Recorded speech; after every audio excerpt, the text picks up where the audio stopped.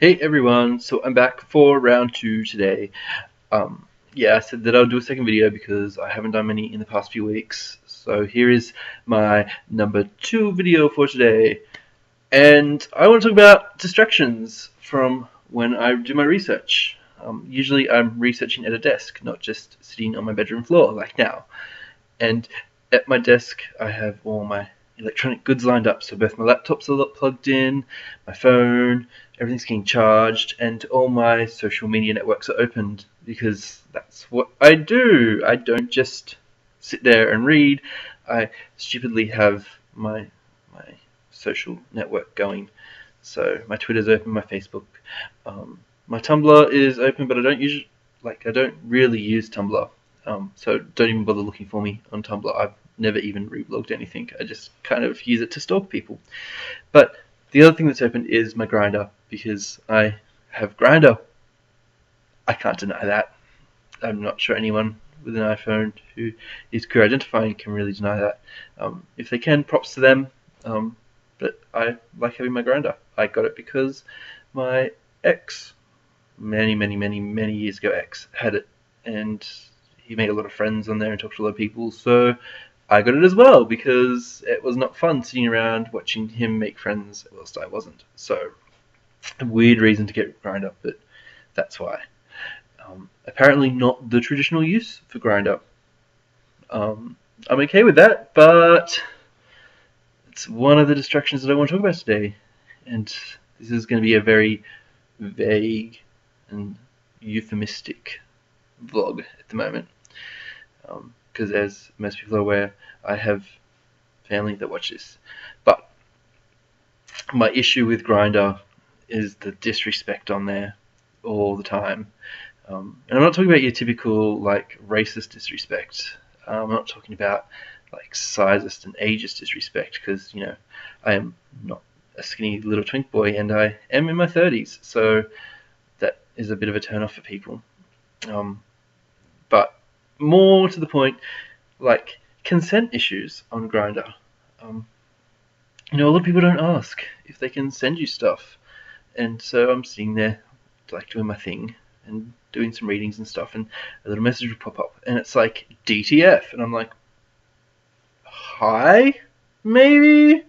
I know it's a bit of a cliched start to a conversation, but maybe just say hi. It's polite. Maybe I'm expecting too much. I I don't mind one night stands and that sort of stuff, but I kind of want to be known, I suppose, not just not fragmented and objectified. So I kind of think with partners that I would prefer it if they didn't like to be fragmented and objectified as well, and sort of just boxed up into this I am a posable toy for you to use. I am not a toy, I am a person. And I am a lovely person at times. Sometimes I'm not lovely, but mostly I'm lovely. And then, there's the ones that don't just even ask DTF. They just send you pictures of that. That's what they send pictures of. And I'm just repositioning myself. And I'm okay with that face to face, or eye to eye, or however it comes up. But I'm not okay with that being sent to me without my consent and without my knowledge. I'm just like, what am I meant to do with this? Thanks, but I am researching. Then that doesn't end up leading to a conversation. That just ends up leading to being blocked. Which, hey, if that's what you're going to send me, I'm kind of for you to block me. But one of my questions is like, is that the whole summation of who you are as a person?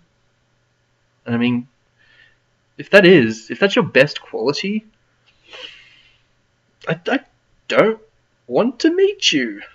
That's a bit of a turn off. So, please don't send me those things. Or, do, but just be prepared that I won't be too responsive. I mean, one poor guy sent me that and got a tirade the objectification of men and the fetishization of queer communities, and I wrote a little essay, and by the time I finished writing it, he was offline, and then he came back online hours later to find it, and just wrote, "Dude, you're effed."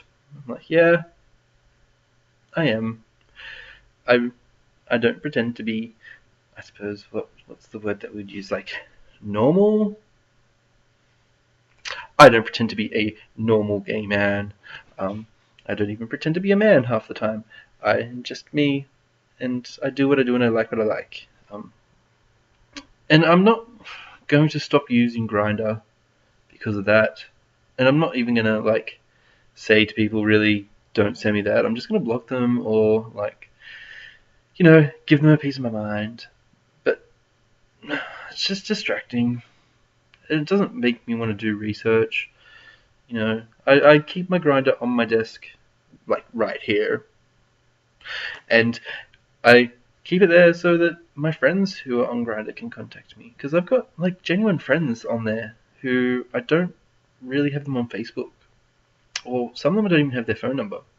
We just talk on Grindr when we're online, and some of them I've met face to face, and they've been fun. Like, we've gone and had drinks, like not planning to meet them, just bumping into them at the pub, and had drinks, and that was lovely. But they've never really translated into being real friends. But when we're on Grindr, we're great friends. So I leave it open for those people.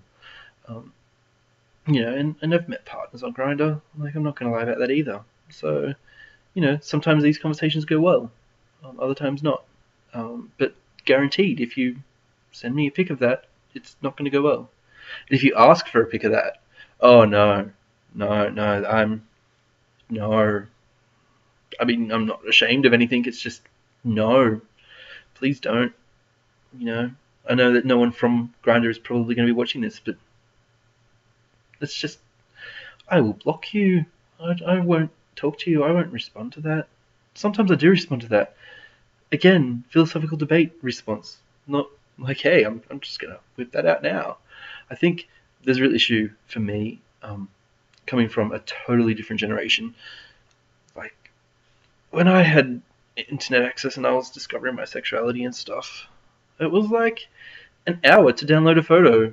The internet was slow. We had dial-up. There was no broadband. There was no instant sending photos to people, and it was like you wanted to get the full shot as well. Like, you'd have to see their body in their face, because, like, I'm not going to wait forever for another photo to download, especially seeing as it's like a family computer and my parents are in the background. Weird. So I'm grown up without this, and now everyone's like, you've got the camera, you should do this. No. That's it, really. I'm not going to be doing that. So, and trying to force me to do it is not good.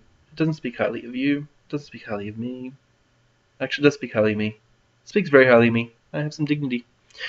So, not to say that you don't, oh, that was really mean and judgmental.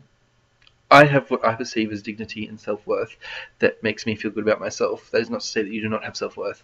That's really weird to say to a camera. I've said that to partners. I've said that to people I've met at the club. I've said that to people on Grindr. It's weird to say it to a camera. So,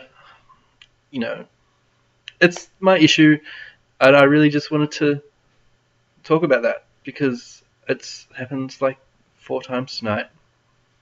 And I'm like, I'm not even researching. I'm not even at my desk.